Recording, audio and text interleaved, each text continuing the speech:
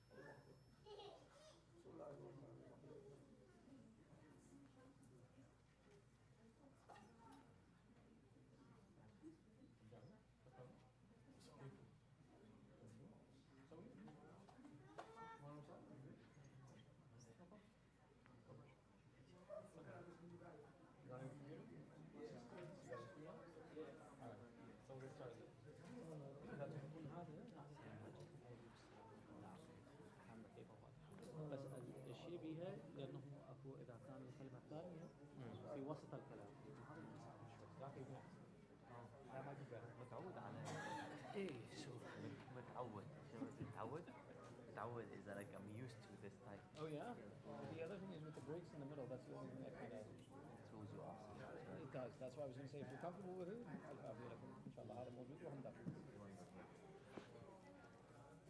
وأنا أكون معكم إن شاء الله، إذا تحتاجون ساعة.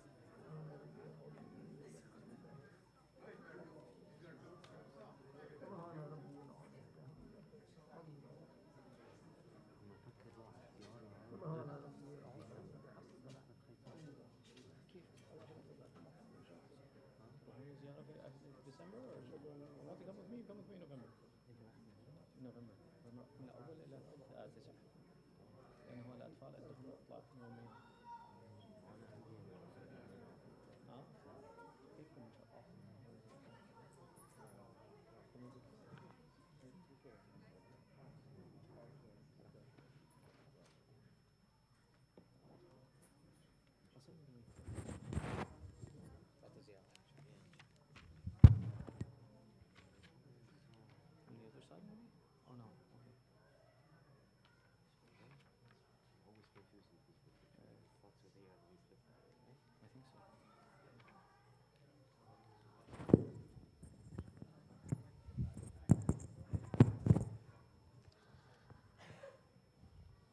أعوذ بالله من الشيطان الرجيم. بسم الله الرحمن الرحيم.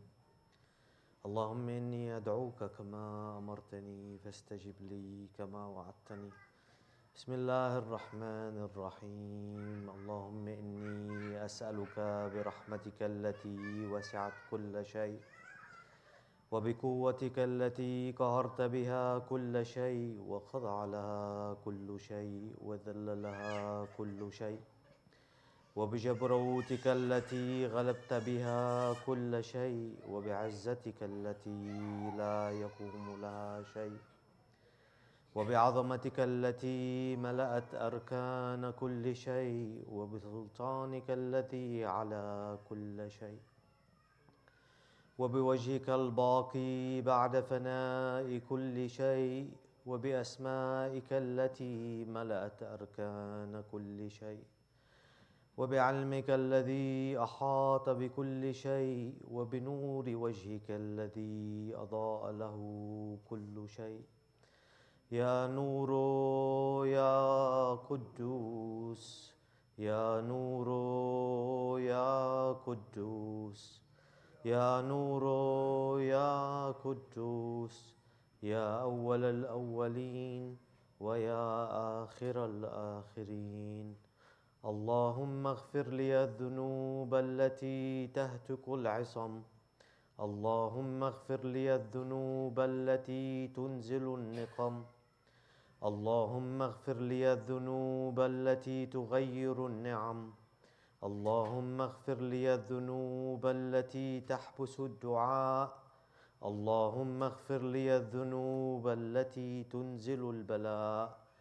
اللهم اغفر لي كل ذنب أذنبته وكل خطيئة أخطأتها، اللهم إني أتقرب إليك بذكرك وأستشفع بك إلى نفسك وأسألك بجودك أن تدنيني من قربك وأن توزعني شكرك وأن تلهمني ذكرك.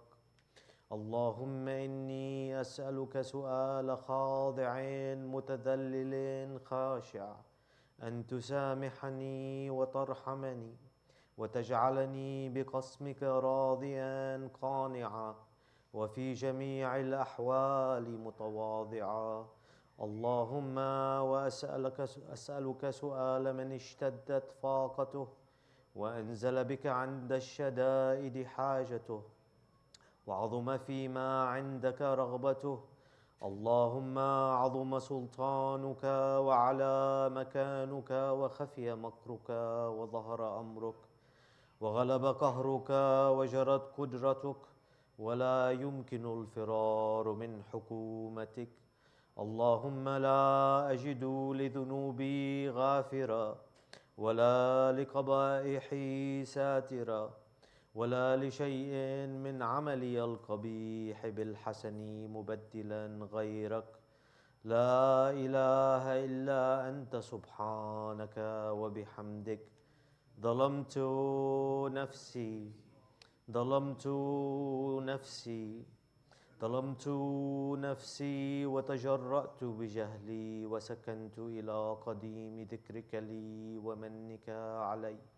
اللهم مولاي كم من قبيح سترته وكم من فادح من البلاء أقلته وكم من عثار وقيته وكم من مكروه دفعته وكم من ثناء جميل لست أهلا له نشرته.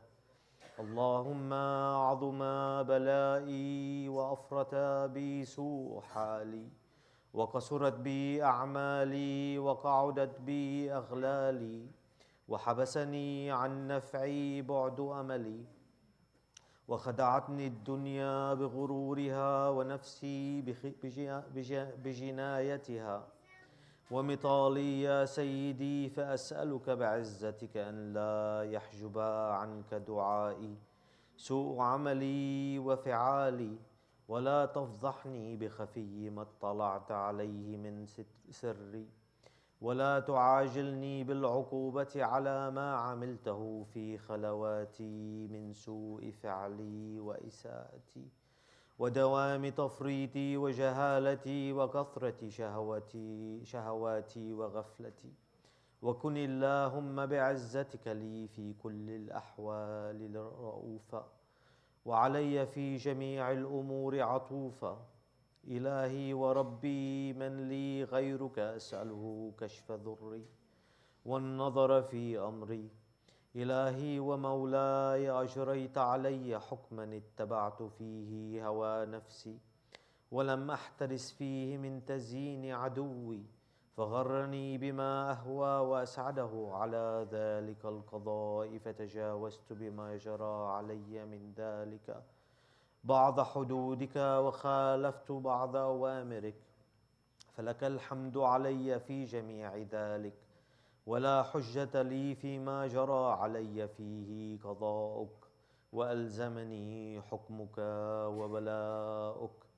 وقد أتيتك يا إلهي بعد تقصيري وإسرافي على نفسي معتذرا نادما منكسرا مستقيلا مستغفرا منيبا مقرا مذعنا معترفا. لا أجد مفرا مما كان مني ولا مفزعا أتوجه إليه في أمري غير قبولك عذري وإدخالك إياي في سعة من رحمتك. اللهم فاقبل عذري وارحم شدة ضري وفكني من شد وثاقي. يا رب ارحم ضعف بدني ورقة جلدي ودقة عظمي. يا من بدأ خلقي وذكري وتربيتي وبري وتغذيتي هبني لابتداء كرمك وسالف برك بي. يا إلهي وسيدي وربي، أتراك معذبي بنارك بعد توحيدك، وبعدما انطوى عليه قلبي من معرفتك، ولهج به لساني من ذكرك، واعتقده ضميري من حبك، وبعد صدق اعترافي ودعائي خاضعا لربوبيتك، هيهات، أنت أكرم من أن تضيع من ربيته، أو تبعد من أدنيته، أو تشرد من آويته، أو تسلم إلى البلاء من كفيته ورحمته. وليت شعري يا سيدي وإلهي ومولاي، أتسلط النار على وجوه خرت لعظمتك ساجدة، وعلى ألسن نطقت بتوحيدك صادقة، وبشكرك مادحة، وعلى قلوب اعترفت بإلهيتك محققة، وعلى ضمائر حوت من العلم بك حتى صارت خاشعة، وعلى جوارح سعت إلى أوطان تعبدك طائعة، وأشارت باستغفارك مذعنة. ما هكذا الظن بك، ولا أخبرنا بفضلك عنك يا كريم يا رب، وأنت تعلم ضعفي عن قليل من بلاء الدنيا وعقوباتها، وما يجري فيها من المكاره على أهلها، على أن ذلك بلاء ومكروه، قليل مكثه، يسير بقاؤه، قصير مدته، فكيف احتمالي لبلاء الآخرة وجليل وقوع المكاره فيها، وهو بلاء تطول مدته ويدوم مقامه، ولا يخفف عن أهله، لأنه لا يكون إلا عن غضبك وانتقامك وسخطك، وهذا ما لا تقوم له السماوات والأرض. يا سيدي، فكيف لي وأنا عبدك الضعيف الذليل الحقير المسكين المستكين؟ يا إلهي وربي وسيدي ومولاي، لأي الأمور إليك أشكو، ولما منها أضج وأبكي؟ لأليم العذاب وشدته أم لطول البلاء ومدته؟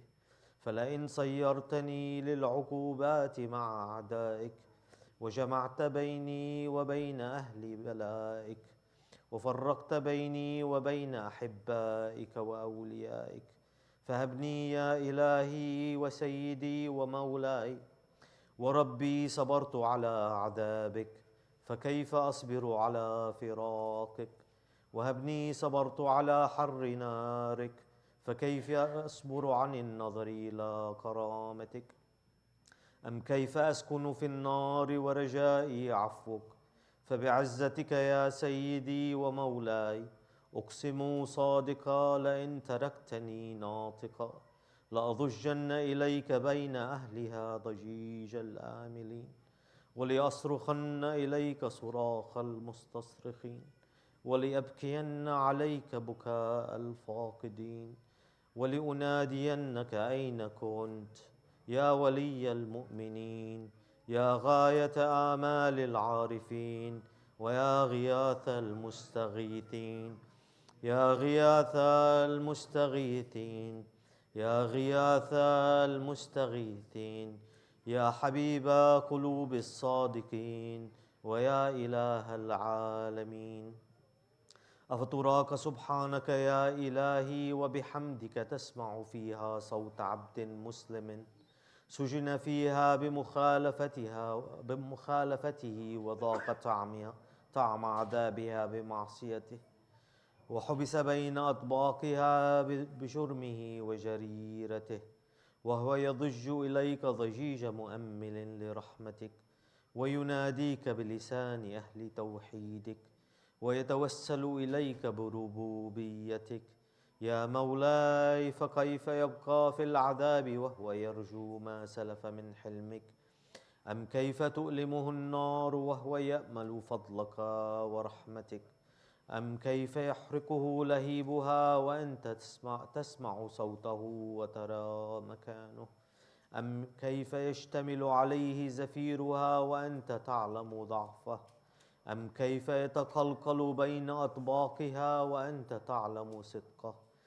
أم كيف تجزره زبانيتها وهو يناديك يا رباه؟ أم كيف يرجو فضلك في عتقه منها فتتركه فيها؟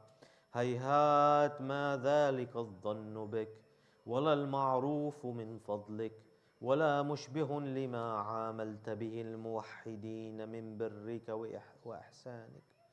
فباليقين أقطع لولا ما حكمت به من تعذيب جاحديك وقضيت به من إخلاد معانديك، لجعلت النار كلها بردا وسلاما، وما كان لأحد فيها مقرا ولا مقاما.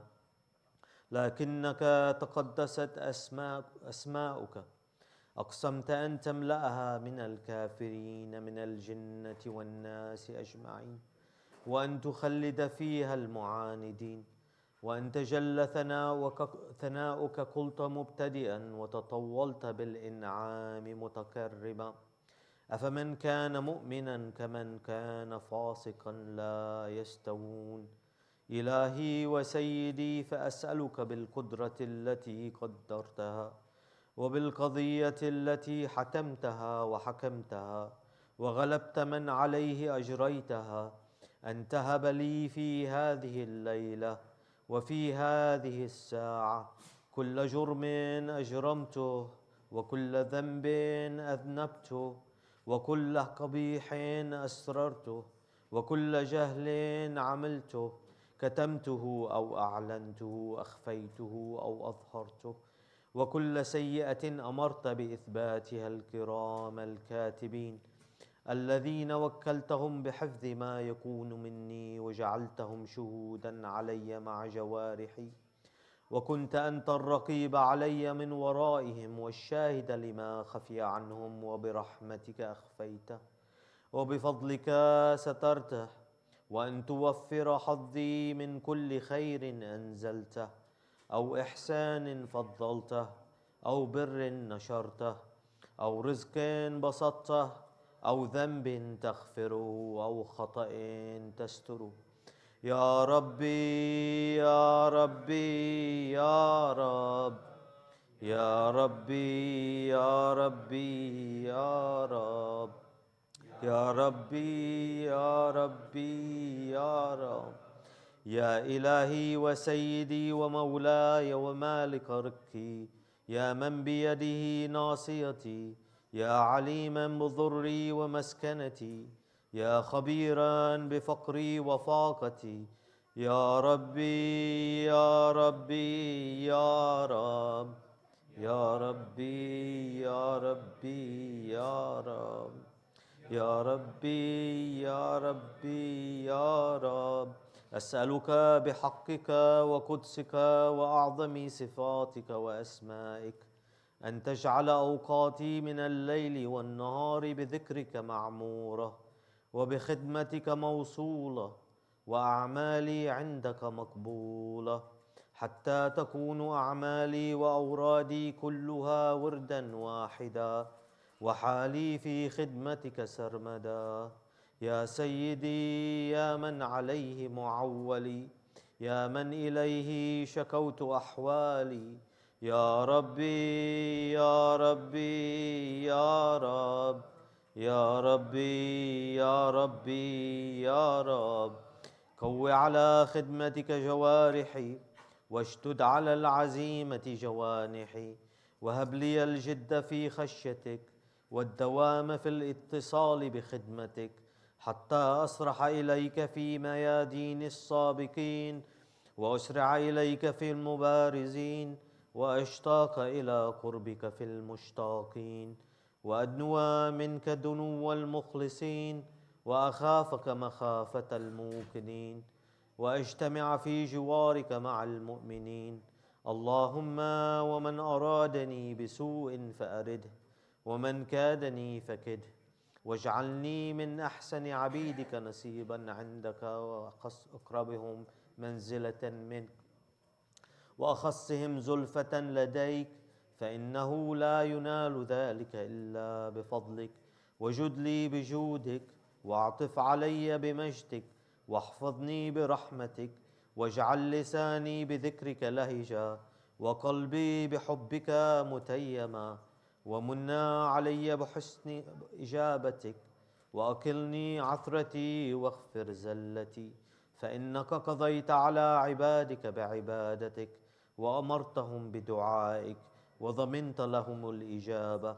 فإليك يا ربي نصبت وجهي، وإليك يا ربي مددت يدي، فبعزتك استجب لي دعائي، وبلغني مناي، ولا تقطع من فضلك رجائي، واكفني شر الجن والإنس من أعدائي، يا سريع الرضا، يا سريع الرضا، يا سريع الرضا، اغفر لمن لا يملك إلا الدعاء، فإنك فعال لما تشاء، يا من اسمه دواء، وذكره شفاء، وطاعته غنى. ارحم من رأس ماله الرجاء، وسلاحه البكاء، يا سابغ النعم، يا دافع النقم، يا نور المستوحشين في الظلم، يا عالما لا يعلم. صل على محمد وآله، وافعل بي ما أنت أهله. وصلى الله على سيدنا محمد والأئمة الميامين من آله وسلم تسليما كثيرا. اللهم صل.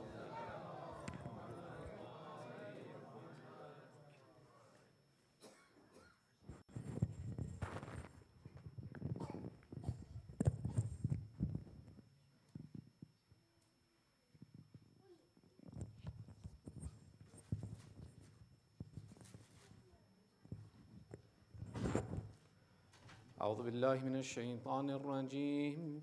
بسم الله الرحمن الرحيم.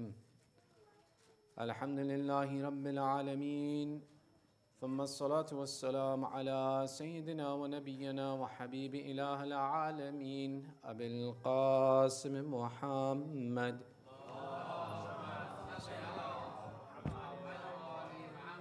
وعلى آله الطيبين الطاهرين المعصومين، واللعنة على أعدائهم أجمعين من الآن إلى قيام يوم الدين. أما بعد، فقد قال الله تعالى في محكم كتابه الحكيم: بسم الله الرحمن الرحيم. والذين جاءوا من بعدهم يقولون ربنا اغفر لنا ولإخواننا الذين سبقونا بالإيمان ولا تجعل في قلوبنا غلا للذين آمنوا ربنا إنك رؤوف رحيم. آمنا بالله، صدق الله العلي العظيم.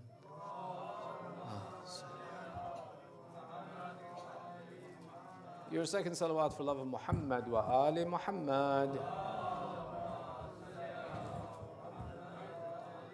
And your loudest salawat for ta'jeel faraj sahib al-asri wal zaman.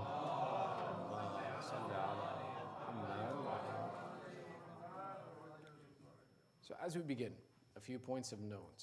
I know that as time is getting earlier, we're finding that Maghrib is hitting right up to the time that we're starting our program.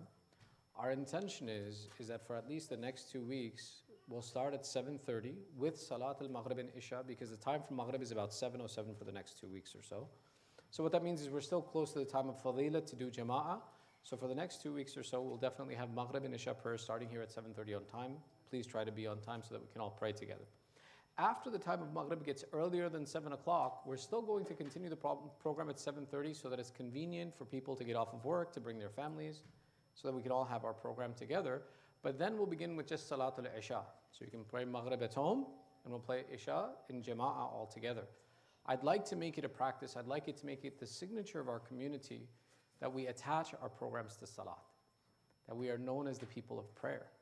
It's the habit of the Ahlul Bayt, and we should try to continue that habit, that we stay attached to this. So inshallah, whatever time we start the program, we'll always try to keep it close to Salat. The other thing is that inshallah our cutoff time is always going to try to be at 9 o'clock sharp. The goal is that families, if they bring their children, should feel comfortable that we finish at 9 o'clock, you can get the kids home and bed on time. And the goal is that we do want families and children to attend regularly. I understand there are responsibilities and obligations, but one of the processes that we teach our children and our families by is to make sure that Islam is a priority in life. So as long as we don't do something unreasonable, we should expect children to accommodate and make exceptions for Islam and fit Islam into their schedule, so that as you get older, priorities don't overcome faith. If we don't establish that now, it'll be hard for them to do that when they grow up. And then we find kids that, for example, who say, well, no, I have an early day to start tomorrow, I don't want to go to masjid. Or, oh, for example, Muharram is coming at an inconvenient time, I don't want to go to masjid. So instead of making exceptions for Islam, they make Islam the exception, that I'll do it when I have time. To prevent that, we have to initiate this progress of making sure that one, we present a reasonable option, and two, we stick to it. So inshallah, we'll continue to be consistent with our program, and that puts me on the clock. Sallu ala Muhammad wa ali Muhammad. In our discussion around fiqh, we were talking about the taharat of ghusl, and we came to the point of describing that there are 7 wajib types of ghusl that can be mandated, and then now we were upon the point of discussing how do you perform ghusl. Ghusl is of 2 types. One is called irtimasi and one is called tartibi. Tartibi is the sequential ghusl that we offer, where it's one action after another, and irtimasi is where we perform, the body is entirely dunked in water all at once. Of the 2 of these, the one that's actually recommended is actually tartibi. So tartibi actually holds more reward and is better to do, it's more recommended to do tartibi. When we talk about ghusl tartibi, the sequential ghusl, there are typically 3 steps described in this. However, Sayyid Sistani has said there are 2 steps. Let me explain. In ghusl tartibi, in the ordered ghusl, where we use a shower to do our ghusl, it's said that you have to wash the head and neck first, and then you have to wash the entire body second. And then as a precaution, as a mustahab action, it's to wash the right side first, and then the left side. But technically, there are only 2 parts, the head and the neck, and the body. But the recommendation is when it comes to the body, split the right side and the left side. Separate these 2 sides. It goes even further that as you do this washing, that you should make sure that you overlap, because you don't know exactly where the head and the neck ends. Does the head and the neck end here? Does it end here? So you overlap a little bit. And same way when I wash the right side, I overlap a little bit past the middle as I'm washing the right side to make sure that the entirety of the right side is washed, and then I overlap on the left side to make sure the entirety of the left side is washed. In ghusl tartibi, before we begin our ghusl, we have to make our intention. It is sufficient whether the ghusl is for janabat, masimiyat, nazar, any wajib ghusl, I can simply say, I am doing ghusl qurbatan ilallah. It is possible at times to have more than one ghusl become wajib on an individual. For example, it is the day of Friday, ghusl al-Jum'ah is mustahab. I was doing the ghusl of a deceased person, ghusl al-Mayyit became wajib upon me. I, for example, wound up in a state of janabat, ghusl al-Janabat is wajib upon me. The reaction isn't that I have to perform 3 ghusl, I can perform 1 ghusl with the intention for all 3 of them. The recommendation is that I announce all 3, but even if I say I'm doing ghusl, qurbatan Allah, it'll satisfy all 3 of them, and it'll be okay. The wajib and the mustahab will all be included in that process. So the requirement is that this niyyah needs to be that I'm conscious of this process that I'm beginning in. Now, one of the important points of noticing about ghusl tartibi is that when I perform ghusl tartibi, I should 1 step out of the water, make my intention, and then begin the process. 2 is that it's not enough just to move the hand around underwater and this counts as ghusl. Ghusl is the act of washing, so it should be that the water is moved on the body with my hands and I move the water around on my body to be a part of the ghusl. So I should be actually trying to move the water on my body with my hands. One of the other important elements is that I have to wash all parts that are exposed, between the fingers, between the toes, underneath the feet, underneath the armpits. But I don't have to wash those parts that are not normally part of the exterior of the body. For example, the mouth, the inside of the nose, the deep insides of the ears. No, the apparent of the ear I have to wash, but not all the way in. Same thing with, I don't have to go digging up the nose to say ghusl, or in my mouth, ghusl. No, it doesn't work that way. It's just the apparent part of the skin that needs to be washed, and water should be moved with my hands. So the prescription is what? I turn on the water for the shower, I make my intention for ghusl, and I begin by washing my head and my neck. Now, if there happens to be some najasat on me, for example, there's some blood on my hand, I don't have to remove that najasat before I start my ghusl, as long as through the process of ghusl, the najasat is removed. It's better to remove the najasat first, but it is not wajib to remove the najasat first. Now it can happen. There's something different between ghusl and wudu. In ghusl, there is no, for example, mu'awwalat, meaning that, for example, that there's an order of sequences and direction that you have to do it in. For example, when I'm washing my right side, I can start from my top of my shoulder, or I can start from the bottom of my foot. It doesn't matter. In wudu, we have to be very specific. That starts from the top of the elbow down to the tips of the finger. But in the case of ghusl, no, I can start on my kneecap if I want to and go up and down from my kneecap. I can start from my elbow and go up and down. It doesn't matter. There's no structure that it has to be in one direction or another. I can pick and choose any part. I can wash from the top down on my right side and from the bottom up on my left side, or vice versa. There's no problem with it. There's no structure to that process that insists that it has to be done in a particular process. But that the recommendation is a few things to pay attention to. One, my intention is before I'm in the water. So if I happen to be in the water, step away from the water for a second, make my intention, step back into the water. Start with the head and the neck, then wash the right side with a little bit of overlap, wash the left side with a little bit of overlap, and move the water around with your hands as you do this ghusl. Make sure that, for example, you get between the toes, the bottom of the feet, get between the fingers. All these parts have to be made sure that we wash. And this way our ghusl-e-tartibi is complete. The other ghusl is called ghusl-e-irtimasi. Ghusl-e-irtimasi is that ghusl that's done in a body of water by dunking the entire body into water in one instance. There are two types of ghusl-e-irtimasi. Ghusl-e-irtimasi, which is daf'i, and the other is tadriji. Let me explain the difference between these two.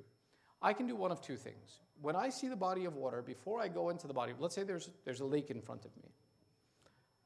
I make my intention before I go into the lake, I am going to do ghusl irtimasi qurbatan ilallah.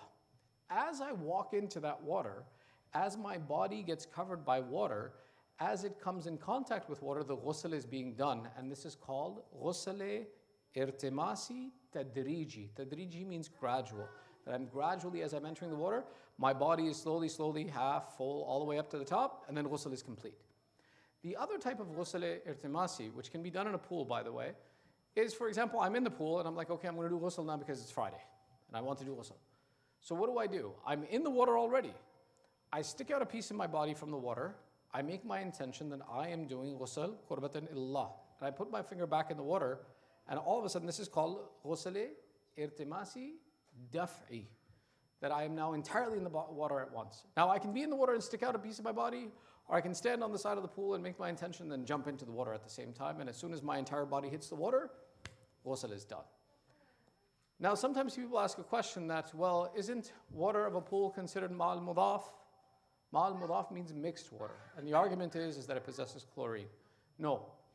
Ma'al mudaf, what we call mixed water, refers to any liquid that is other than water.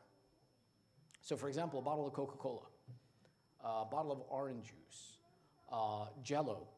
These are all things that are called ma'al mudaf. Why? Because they're not water anymore, but they're water-based. Ma'al mudaf does not include things like seawater or brackish water that has salt in it. Nor does it include, for example, pool water, even though the pool water has chlorine in it.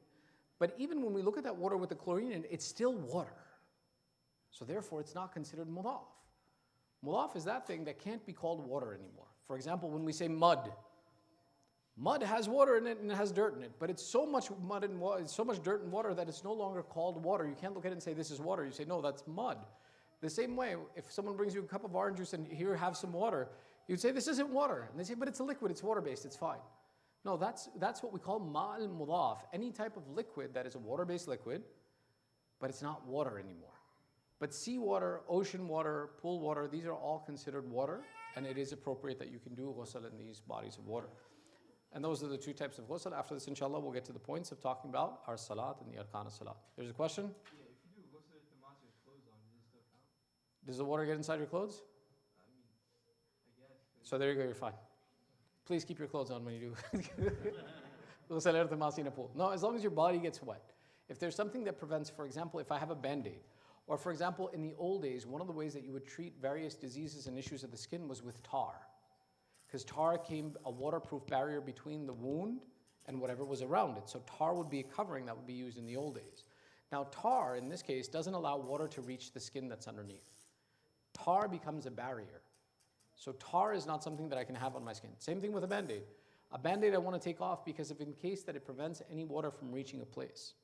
So anything that becomes preventative of water reaching. So now in the case of clothing, as long as it's porous and permeable, and my body inside gets wet completely without any gaps, it's perfectly fine. There's nothing wrong. And please do keep clothes on when you, especially if you're at a pool. I don't want to have, the Muslims are not allowed in public pools anymore, Start having another type of issue that we're just not qualified to deal with at that point in time.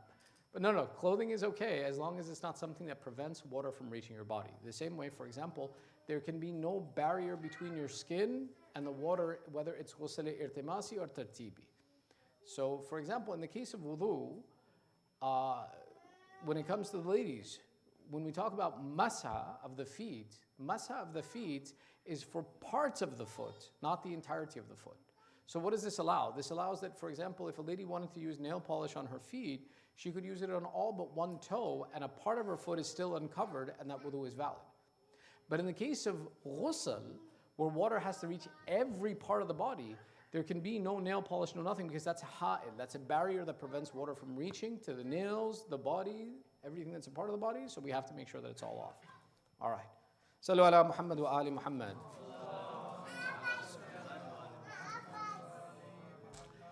Our conversation has been around لِلْمُسْلِمِ عَلَى أَخِيهِ ثَلَاثُونَ حَقًّا, that every believer has 30 rights on a believing brother.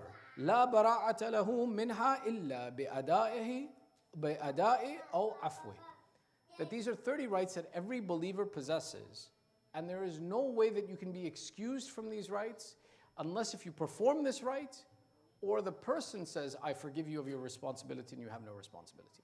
And we've been talking about the various elements that are included in this and the various inscriptions the Prophet has given us, that this is a responsibility for each of us. We've reached the 6th of our points within this hadith, which is وَيَرُدُّ غِيبَتَهُ, that one of the rights that every mu'min and Muslim has on us is that we must defend our brother against those who gossip behind his back.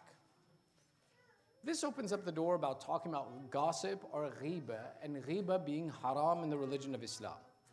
Ghiba is one of those specific things that Allah has taken the time to mention within the Holy Quran Himself.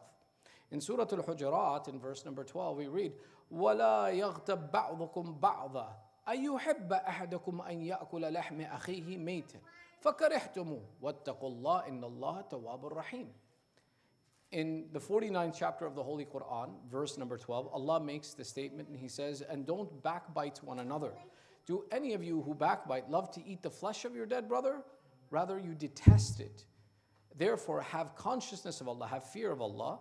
Certainly, Allah is the one who is turning to you in repentance and mercy. This verse, when Allah talks about the ghiba, He makes 4 main points. He says, 1, that one's religious brother is the same as one's biological brother. That the relationship of akhuwa between mu'mineen is the same as if you were blood brothers. 2, a person's dignity and respect are the same as his physical flesh. That backbiting is associated with dignity, but Allah says this destruction of dignity is the same as if you were destroying the flesh of your brother. Speaking bad words about a person behind his back and causing him harm to his character and disrespecting him is equivalent to eating the flesh of your brother. And finally, since this person is not present when they're being discussed in a gathering, that Allah makes the analogy that the person who is not present is the same as if he was dead lying in front of you, and you're attacking him as if he was in this state. So meaning that not only does Allah say backbiting is bad, Allah wants to create such a horrible taste in your mouth about the concept of backbiting that He creates an analogy for us. Allah creates the analogy, which reduces this to one of the most detestable and evil things that you could imagine by showing it's as if you were eating the flesh of a dead brother. Now, what exactly is backbiting? What exactly is this ghiba? What exactly is this gossip? Anything, when we speak about someone who is not present and it's considered speaking ill in their absence, including matters that may be concerning to his moralities, to appearance, personality. Not only is backbiting something that includes words and communication, but it also includes every behavior and deed by which we disrespect someone who is not present.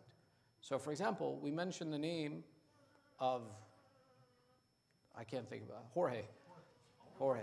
Why not? I mean, I was going to think of a Muslim name, but I don't want to accidentally even, right? So someone says, you know, Jorge's a nice guy, and I go.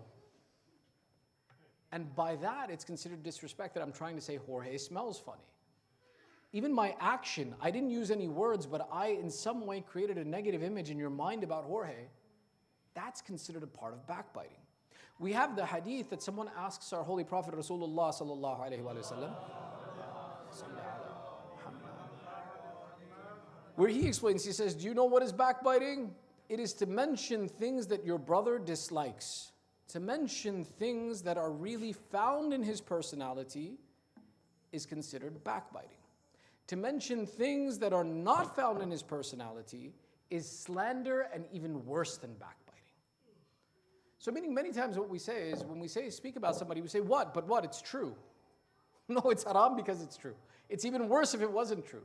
Like the sin is much greater if it's not true about the person and you mention something behind their back, or you spread a rumor about them that is not true and even worse from them. We see that, our Prophet makes a statement. He said, backbiting destroys the religion in a way that is more destructive than cancer. Meaning that the iman of the person who is performing this action and the one who participates in this action is destroyed. Worse than the way we see today. Look at how we look at cancer and how bad cancer is. Someone comes and says, I wish you cancer. You'd say, why? Why would you do that to me? That's a horrible thing to say. The same concept is applying here where the Prophet's explaining that this is worse than this cancer because it is something that destroys the reality of what relationship is. He who publicizes an ill matter is regarded as him who originated it. Our Prophet goes further. Backbiting is not just that you said something or that you initiated it, but your sharing of something that is harmful is the same as if you initiated this process. And whoever disregards a faithful believer for a matter will not die before the very matter sticks to him. When we are someone who creates the lie, spreads the lie, not even the lie, the truth, but it's disrespectful of this individual, the Prophet makes a promise. You did this to someone else, you won't leave this world until it's true about you as well. Me going to this about Jorge, tomorrow Allah will make it before I die that someone does this about me and it'll be true as well. This is the Prophet's promise that he is making. Our sixth Imam Ja'far ibn Muhammad as-Sadiq alayhi salam gives a very important statement about this backbiting. He says, for him who publicizes an affair of a believer with the intention of disgracing him or disrespecting him, Allah will dismiss him from his custody. Meaning Allah is no longer the caretaker or no longer the one in whose rahmah you exist, and delivers this individual to the care of shaitan. Meaning that as soon as we go through the process of backbiting someone, we lose the rahmah of Allah and enter into the care of shaitan. This is Imam Sadiq's statement. The reason the Ahlul Bayt and the Prophet go through this extent, and Allah goes through this extent about explaining very elaborately why this is such a bad thing, is that this is a source of fitna. Fitna, Allah describes al-fitnatu ashaddu min al-qatl. That fitna and causing strife in a community is worse than murder. This backbiting has social conscious issues that destroy a community. In a community where backbiting takes place, there are 4 attributes the community develops and 4 barakat, and inclusive of 4 barakat that the community loses. The first of these, a society that is contaminated with backbiting will never see agreement and unity and harmony and love amongst the people. Because there's always a fear of the person sitting next to me, that today you're my friend, but what do you say when I'm not there? 2, that cooperation and teamwork with the aim of reaching the goals of Islam, of the society, will be destroyed and never come to a successful conclusion. Meaning in a community where this takes place, you'll never accomplish anything. You'll never achieve a goal as a conclusion.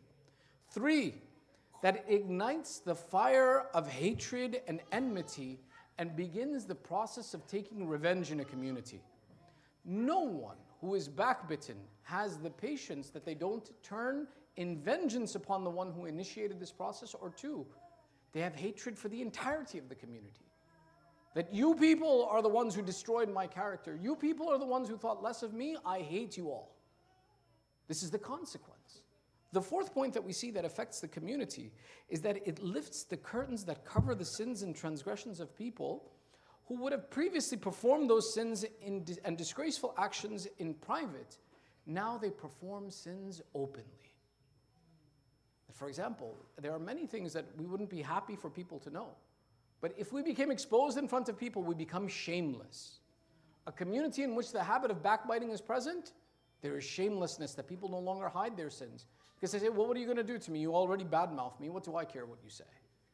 And that makes the community worse for its conclusion.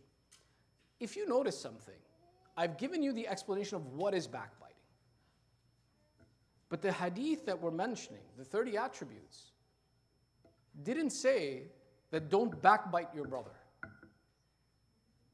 The hadith actually says, وَيُرُدُّ غِيبَتَهُ, that you have to defend your brother against backbiting.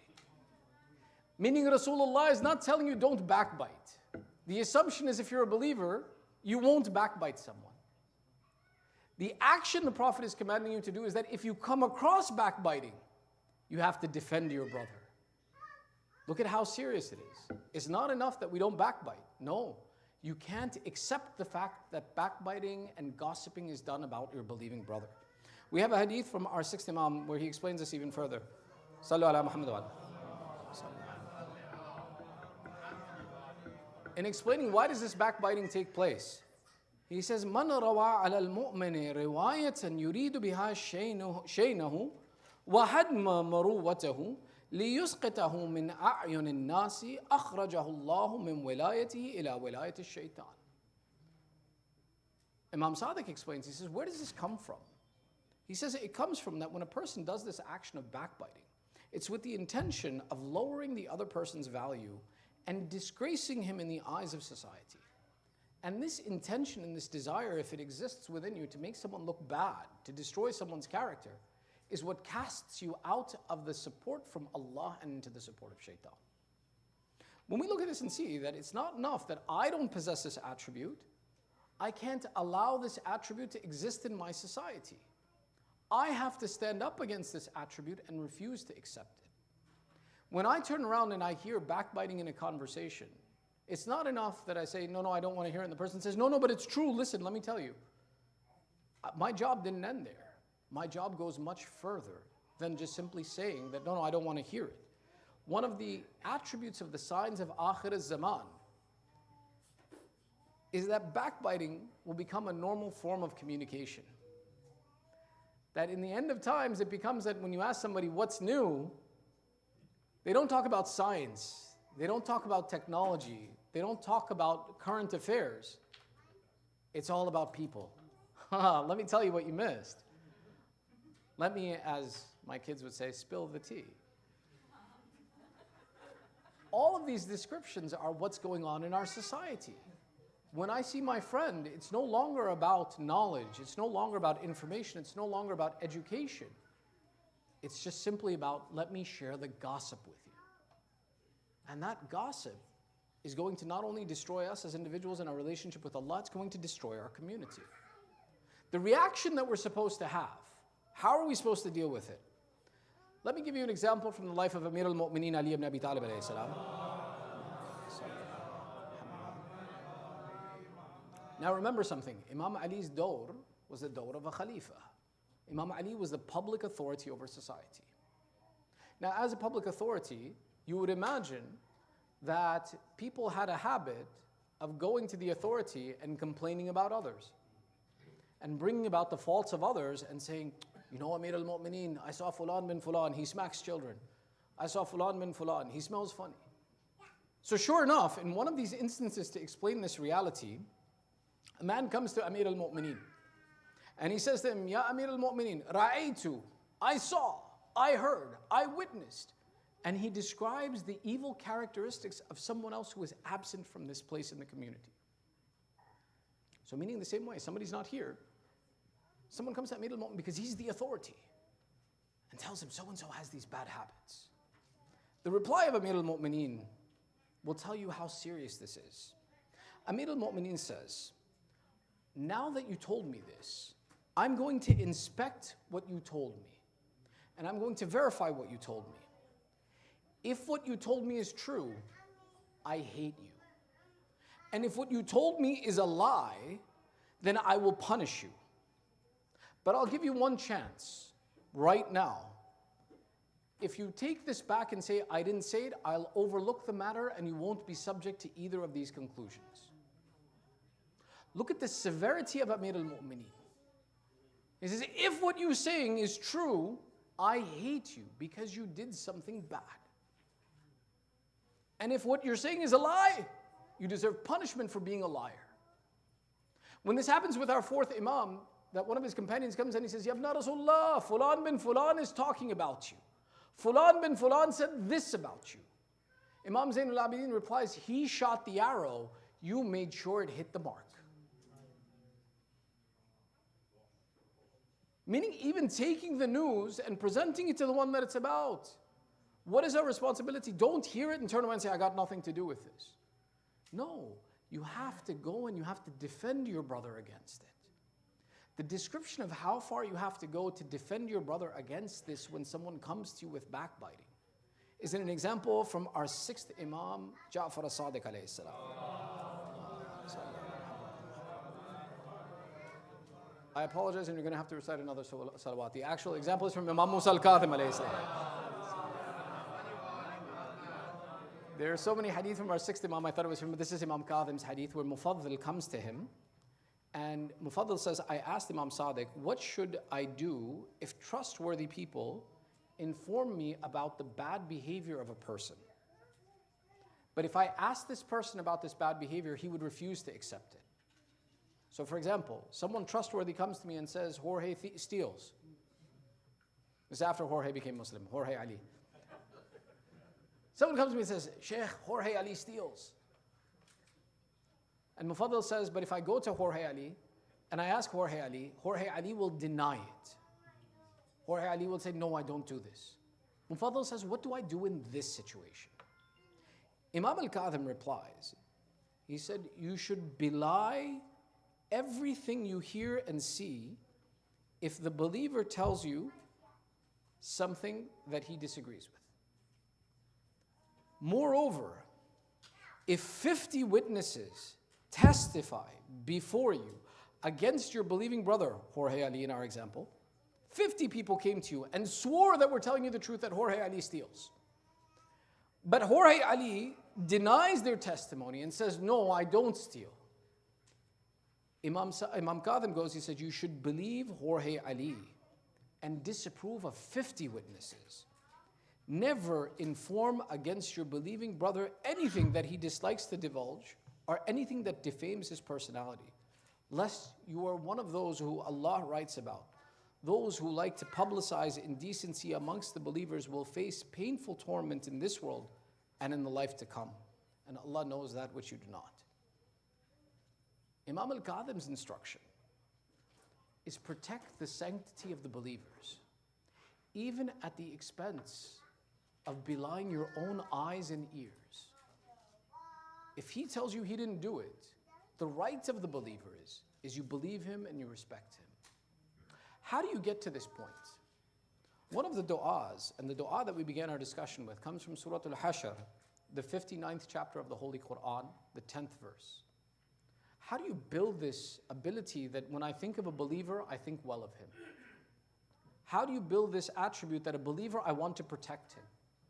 Allah has given us a dua in the Quran, and it is one of the du'as to keep relationship and positive opinion about each other. In the Quran, the dua that we recite, رَبَّنَا اغْفِرْ لَنَا وَلِإِخْوَانِنَا الَّذِينَ سَبَقُونَ بِالْإِيمَانِ وَلَا تَجْعَلْ فِي قُلُوبِنَا غِلًّا لِلَّذِينَ آمَنُوا. Repeat this dua. In it we are saying, Ya Allah, O my Lord, forgive us and those of our brethren who had precedence of us in faith, and do not allow any spite to remain in our hearts towards those who believe. This short dua, where we're actively asking Allah, don't let hatred come into my heart for anyone who is a believer, is one of the important du'as by which we can proceed with this command of the Holy Prophet and stay away from the process of accepting, participating in, believing, and continuing the backbiting of believers. We want to stay away from all of these things. And therefore, Allah has given us a dua to recite, and it's one of the du'as that is beneficial to us to protect us from this evil deed. And it's very important we pay attention to it. That whenever we come across this concept of backbiting, there are ways to get away from it. Sometimes you will have to openly say, no, Jorge, I don't want to hear you talk about anyone else. Sometimes you will have to get up and walk away from the situation. Sometimes you will have to actively refute the accusation and say, no, I don't believe that. I don't believe that this person would believe a bad thing.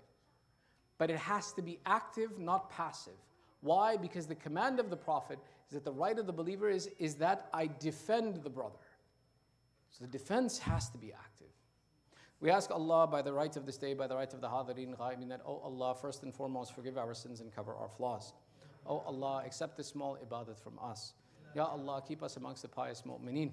Oh Allah, we have gathered here with hajat, by the rights of Thursday night, by the rights of the Quran, by the rights of the teachings of Ahlul Bayt, fulfill our hajat. Those amongst our families, our communities, khususan the brother Ahmad who is suffering through cancer, may Allah give shafa'at to the mu'mineen wherever they are. Oh Allah, those amongst our families, the marhumeen who have passed away, including specifically the marhumeen of Sayyid Asghari Hussain Zaki Musavi, Haydari Begum, Malika Musavi, Baqir Musavi, Zahra Begum, Waqar Hussain Musavi, all the marhumeen of those that are present and of the Shaykh family as well too. May Allah have mercy on all of our marhumeen. Ya Allah, keep our children on the upright path of Islam. Ya Allah, keep our community on the upright path of Islam. Hasten the reappearance of Sahib al-Zaman. Make us and our families from the upright supporters of Sahib al-Zaman. Entitle us to the ziyarat of Ahlul Bayt in this world and the shifa of Ahlul Bayt in the hereafter. One Surah Fatiha, 3 times Surah Ikhlas. لأرواح المؤمنين والمؤمنات مع الصلوات. اللهم صل على محمد وآل محمد. بسم الله.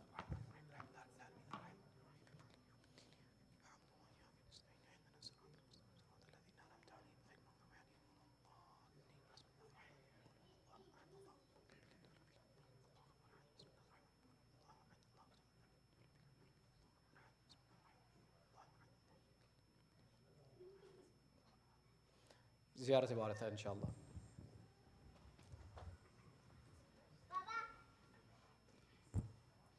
We're reciting ziyarat on our behalf, our marhumeen, our family members, our community, all those in present, all those in need of dua, qurbatan ilallah. اللهم صل على محمد وآل محمد. بسم الله الرحمن الرحيم. السلام عليك يا رسول الله يا نبي الله. السلام عليك يا أمير المؤمنين يا علي بن أبي طالب. السلام عليك يا فاطمة الزهراء سيدة النساء العالمين. السلام عليك يا حسن بن علي المجتبى ورحمة الله وبركاته. السلام عليك يا وارث آدم صفوة الله. السلام عليك يا وارث نوح النبي الله. السلام عليك يا وارث إبراهيم خليل الله. السلام عليك يا وارث موسى كليم الله. السلام عليك يا وارث عيسى روح الله. السلام عليك يا وارث محمد حبيب الله. السلام عليك يا وارث علي أمير المؤمنين ولي الله. السلام عليك يا ابن محمد المصطفى. السلام عليك يا ابن علي المرتضى. السلام عليك يا ابن فاطمة الزهراء. السلام عليك يا ابن خديجة الكبرى. السلام عليك يا ثار الله وابن ثاره والوتر الموتور. أشهد أنك قد أقمت الصلاة وآتيت الزكاة وأمرت بالمعروف ونهيت عن المنكر وأطعت الله ورسوله حتى أتاك اليقين.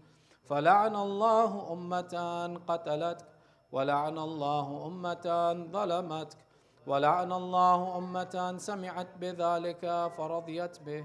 يا مولاي يا أبا عبد الله، أشهد أنك كنت نورا في الأسلاب الشامخة والأرحام المطهرة، لم تنجسك الجاهلية بأنجاسها ولم تلبسك من مدلهمات ثيابها. وأشهد أنك من دعائم الدين وأركان المؤمنين. وأشهد أنك الإمام البر التقي الرضي الزكي الهادي المهدي. وأشهد أن الأئمة من ولدك كلمة التقوى وأعلام الهدى والأروة الوثقى والحجة على أهل الدنيا. وأشهد الله وملائكته وأنبياءه ورسله أني بكم مؤمن وبإيابكم موقن بشرائع الدين وخواتيم عملي وقلبي لقلبكم سلم وأمري لأمركم متبع صلوات الله عليكم وعلى أرواحكم وعلى أجسادكم وعلى أجسامكم وعلى شاهدكم وعلى غائبكم وعلى ظاهركم وعلى باطنكم. زيارة حضرت علي أكبر.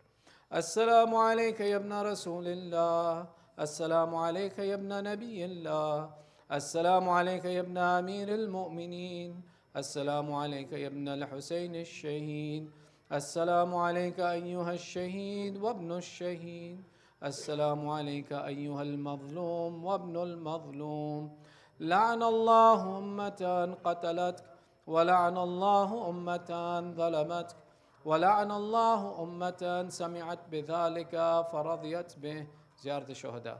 السلام عليكم يا أولياء الله وأحباءه، السلام عليكم يا أصفياء الله وأوداءه، السلام عليكم يا أنصار دين الله، السلام عليكم يا أنصار رسول الله، السلام عليكم يا أنصار أمير المؤمنين، السلام عليكم يا أنصار فاطمة سيدة النساء العالمين، السلام عليكم يا أنصار أبي محمد الحسن بن علي الولي الناصح، السلام عليكم يا أنصار أبي عبد الله.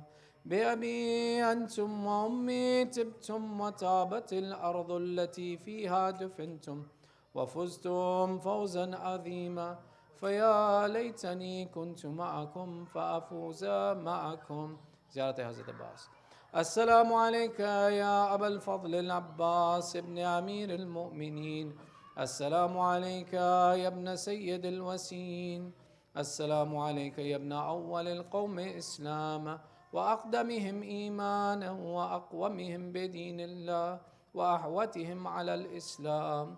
أشهد لقد نسحت لله ولرسوله ولأخيك فنعم الأخ المواسي. فلعن الله أمة قتلتك، ولعن الله أمة ظلمتك، ولعن الله أمة استحلت منك المحارم وانتهكت حرمة الإسلام. فنعم الصابر المجاهد المحامي الناصر، والأخ الدافع عن أخيه المجيب إلى طاعة الرب الراغب فيما زهد فيه غيره من الثواب الجزيل والثناء الجميل. والحقك الله بدرجة آبائك في جنات النعيم. السلام عليكم ورحمة الله وبركاته. السلام عليك يا تسعة المعصومين من ذرية الحسين، علي بن الحسين زين العابدين، ومحمد بن علي باقر علم النبيين، وجعفر بن محمد الصادق، وموسى بن جعفر الكاظم، وعلي بن موسى الرضا، ومحمد بن علي الجواد، وعلي بن محمد الهادي، والحسن بن علي العسكري، وحجة الله يا ابن الحسن يا صاحب العصر والزمان. عجل الله تعالى فرجك، وسهل الله تعالى مخرجك وظهورك، وجعلنا من أعوانك والأنصارك. السلام عليكم جميعا ورحمة الله وبركاته. اللهم صل على محمد وآل. بسم الله الرحمن الرحيم. اللهم كن لوليك الحجة ابن الحسن صلواتك عليه وعلى آبائه في هذه الساعة وفي كل ساعة وليا وحافظا وقائدا وناصرا ودليلا وعينا، حتى تسكنه أرضك طوعا وتمتعه فيها طويلا برحمتك يا أرحم الراحمين. From the mustahabbat is a 2 rakat salat, زيارة وارثة قربة إلى الله.